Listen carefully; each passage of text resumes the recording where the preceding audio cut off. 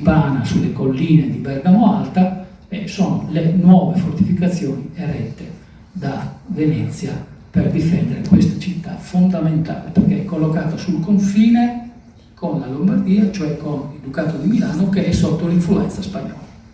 Quindi fortificare Bergamo significa gettare le basi per difendersi da un eventuale attacco spagnolo. Il partito delle fortezze, chiamiamolo così, già il termine che uso, partito, non è corretto, perché abbiamo noi un'idea diversa della compagine partito. Comunque chiamiamolo per comodità, il partito delle fortezze ha avuto sempre comunque una certa unanimità nella deliberazione, tranne alcuni screzi dovuti a ingegneri, eccetera, eccetera. Ma perché? Perché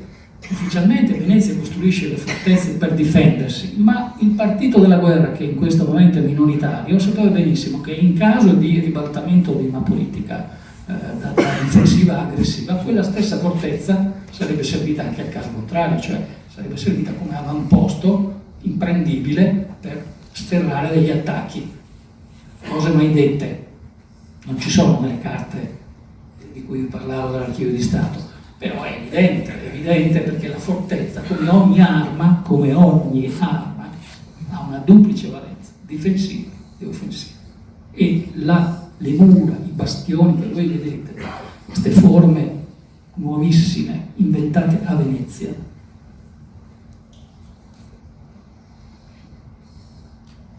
questi bastioni sono imprendibili o difficilmente espugnabili e quindi possono servire al duplice scopo.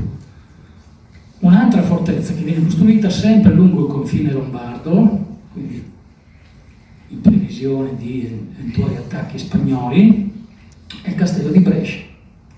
Ma mentre a Bergamo si costruisce un circuito murario, pur nella parte più eminente della città,